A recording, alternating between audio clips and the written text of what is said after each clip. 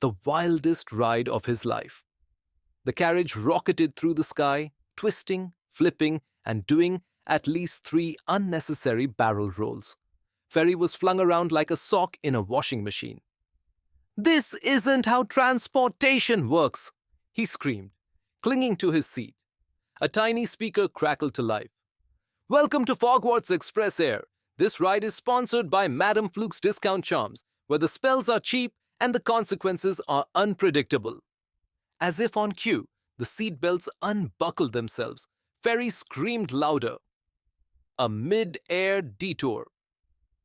Just when Ferry thought things couldn't get worse, the carriage took an abrupt nosedive toward a dense, ominous-looking forest. Excuse me, magic taxi," Ferry called out. "I think you took a wrong turn." A glowing sign appeared on the carriage wall. "You have reached your destination." "No, I haven't." The carriage ignored him and spiraled straight into the treetops, finally crash landing in the middle of the forest with a satisfying thud. Silence. Then from outside came a deep growl. Ferry swallowed hard. "I hate this school already." Lost in the forbidden forest, Ferry groaned and sat up, brushing leaves and what he hoped wasn't goblin spit off his robes.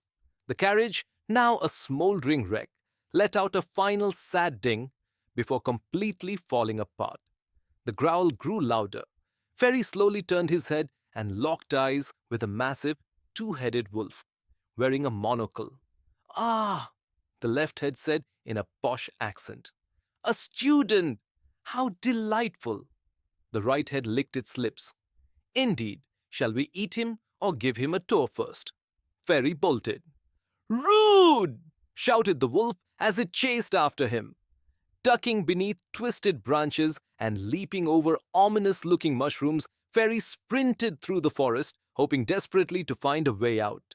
Just as he thought he'd met his end, a strange little hut appeared ahead, glowing with an eerie green light. The door swung open, revealing an old witch with wild hair and a robe made entirely of stitched-together newspaper clippings. "Well, well," she cackled. "Looks like the Foggwarts Express delivery system is still as unreliable as ever." Ferry, panting, pointed behind him. "Two-headed wolf, monocle, wants to eat me." The witch waved her hand dismissively. "Oh, that's just Sir Snarls-a-lot. He's only half the problem." "Half?" From the shadows, something even bigger stirred. Ferry groaned. "I hate this school so much." An unexpected host. Before Ferry could run again, the witch yanked him inside and slammed the door. The walls of the hut were covered in moving newspaper headlines. Some of them read, "Student lost in Forbidden Forest again," and "Ministry considers banning enchanted carriages, decides NAH." "I'm Madam Croaks," the witch said, grabbing a ladle from a suspiciously bubbling cauldron. "I'd offer you tea, but the last student who drank it turned into a goat." Ferry stared. "I'll pass." Madam Croaks sighed dramatically. Kids these days, no sense of adventure. Outside, the two-headed wolf pawed at the door. "You can't stay in there forever, you know." Ferry turned back to the witch. Do you have a way to get me to Foggwarts?" She grinned. "Of course, I have a flying broom." Ferry sighed in relief. Finally, something normal. Madam Croaks pulled back a curtain to reveal what could only be described as the most cursed-looking broom in existence. It had 3 handles, 2 seats, and a tiny steering wheel glued to the front. Ferry frowned. "Why does it have a steering wheel?" "To make it feel safer." "That doesn't make sense." "Neither does your existence. Yet here we are," she shot back. "Now hop on!" Ferry groaned, climbed onto the bizarre broom, and held on for dear life. Madam Croaks cackled as she kicked the broom into motion. It shot forward like a rocket, crashing through the hut's ceiling and straight into the night sky. Below them, the two-headed wolf watched them go. "Well," said the left head, adjusting its monocle. "That was rude." The right head sighed. "I wanted to eat his shoes." As Ferry soared toward what he hoped was Foggwarts, he couldn't help but mutter, I really, really hate this school. Ferry Montter and the extremely unhelpful arrival at Foggwarts. After barely surviving the Forbidden Forest and an airborne broomstick catastrophe, Ferry Monter finally saw the towering spires of Foggwarts in the distance. Finally! He gasped, gripping the broom's cursed handlebars. I swear, if one more ridiculous thing happens... The broom promptly exploded. With an undignified scream, Ferry plummeted straight toward the castle. He flailed wildly, attempting to grab onto anything to slow his descent. His hands finally latched onto the edge of a massive stone gargoyle, which of course immediately came to life. Excuse me, young man, the gargoyle grumbled, shifting uncomfortably. I do not appreciate being used as an emergency landing device. Ferry was too busy screaming to respond. His fingers slipped, and he tumbled off the gargoyle's head, crashing directly through a stained glass window. A grand entrance, sort of. Inside the Great Hall, hundreds of students were gathered for the sorting ceremony. The ancient headmaster, Professor Bubblebore, stood at the podium, preparing to deliver his traditional opening speech. Welcome, students, to another wonderful year at... Crash! Ferry Monter smashed through the window, knocking over an entire table of enchanted golden goblets before landing face first in what appeared to be a bottomless bowl of pudding. The entire hall fell silent. A single spoon clattered onto the floor. From his seat at the front, a smug-looking boy with perfectly combed blonde hair leaned toward his cronies. Oh, look! Another peasant with no sense of dignity, sneered Dracob Malflush. Professor Bubblebore adjusted his half-moon spectacles and peered down at Ferry, who was still emerging from the pudding like some sort of dessert-covered cryptid. Ah, excellent, the headmaster said calmly. A rather unorthodox entrance, but we encourage individuality here at Foggwarts. Ferry spat out a mouthful of pudding. I want to go home. The sorting process, sort of. Once Ferry was scraped off the floor and vaguely cleaned up, he was ushered toward the infamous sorting cap.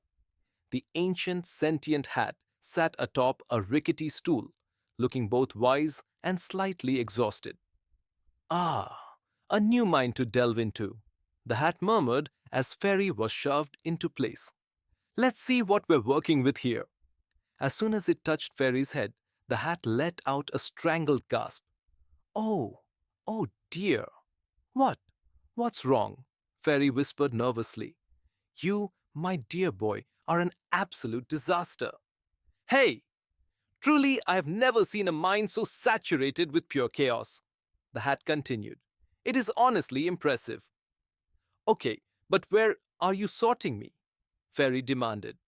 The sorting hat hesitated. Well, we have 4 noble houses at Foggwarts, each with its own virtues, the hat explained. Bravestone for the courageous, Snifflepuff for the kind, Brainclaw for the intelligent, and Slumbrin for the ambitious. Ferry blinked. So which one do I fit into? The hat sighed. Honestly, none of them. But since we don't have a house for hopeless accidents waiting to happen, I guess we'll put you in. It paused for dramatic effect. Bravestone! The Bravestone table erupted into cheers as Ferry groaned in resignation. Meanwhile, at the Slumberin table, Dracob Malflush rolled his eyes. Great! Another future disappointment, he muttered. Welcome to Foggwarts and good luck surviving it. As Ferry was led to his new house table, he was greeted by an enthusiastic girl with wild hair and slightly unhinged energy. Hi, I'm Harmonica Grinder, she beamed. I read all the school textbooks before I even got here. Did you know the founder of Foggwarts once tried to enchant a turnip to teach classes? It went horribly wrong. Beside her, a red-haired boy wearing robes that were clearly 2 sizes too big sighed. And I'm Ronbledore Weaslesby, he said. My family's so poor that our cauldron is actually just an old cooking pot from my grandma's kitchen. Ferry shook their hands warily. So, What exactly do we do here? Harmonica grinned. Simple. We learn magic, avoid mortal peril, and try not to get turned into toads. You're gonna love it.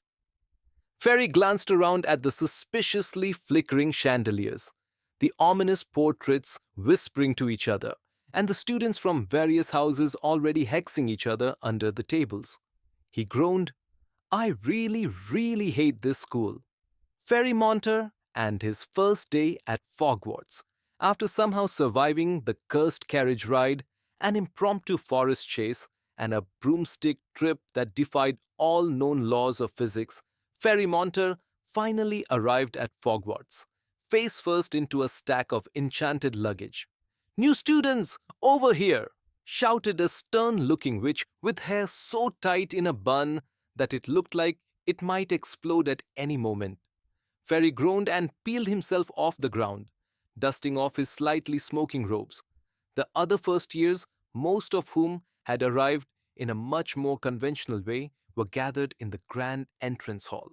The ceiling above them shimmered between a bright blue sky, ominous storm clouds, and at one point, a scene from a soap opera. All right, listen up, barked the witch, who introduced herself as Professor Strictle.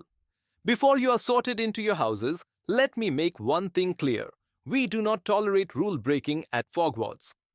At that exact moment, a student in the background cast a spell that turned another student into a chicken. Professor Strictle's eye twitched.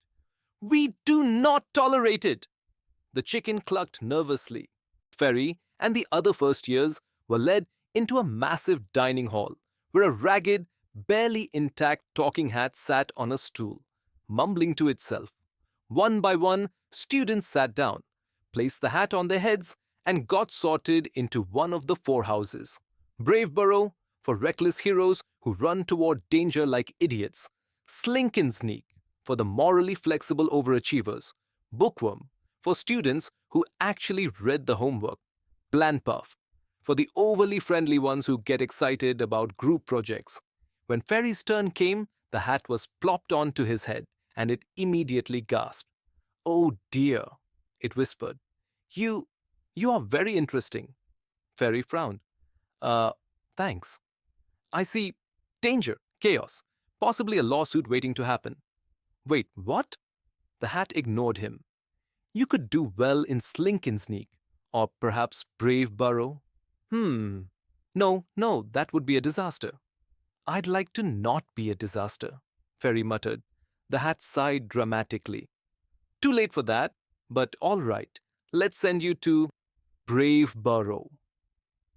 The table under the red and gold banner erupted into cheers as Ferry stumbled over to them, still processing his fate. He sat down just as a massive feast appeared in front of them. Entire roasted turkeys, glowing green potions labeled totally safe to drink, and what might have been a living octopus pie. Ferry was about to take a bite when the ghost of a headless wizard floated past and sighed loudly. First years, the ghost muttered. They never expect the food fights. Food? What?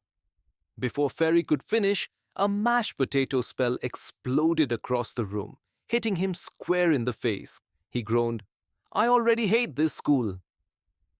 Ferry Montter and his first week of regrets. The first week at Foggwarts was, in a word, traumatic. In 2 words, deeply concerning. In 3, an absolute disaster. Ferry Montter had imagined a grand adventure filled with spells, mystery, and perhaps even a noble quest. What he got instead was a school where the staircases actively tried to trip students, half the textbooks bit back, and the food had a 30% chance of being sentient. Welcome to your first potions class, Professor Snarp sneered, his robes billowing dramatically despite the lack of wind. Here, you will learn the delicate art of not poisoning yourselves. Most of you will fail. He stared directly at Ferry. Ferry gulped. Harmonica Grinder, sitting next to him, eagerly raised her hand. Professor, I already read the entire syllabus 3 times. I even cross-referenced it with ancient alchemy manuscripts. Snap blinked slowly. Wonderful. Someone fetched this girl a medal. Ronbledore Weaslesby leaned over to Ferry. Don't worry, mate. It's not like potions is that hard. 3 minutes later, Ronbledore's cauldron erupted into a cloud of purple smoke, then turned into a very angry goose. The goose honked aggressively and began chasing students around the room. Snap simply sighed and marked something on his clipboard. Ah, the annual goose incident. A new record. Only 5 minutes into the first class. Ferry groaned, I hate this school. This is far from over. Ferry's adventure continues. Click on the next part and don't forget to subscribe so you don't miss anything.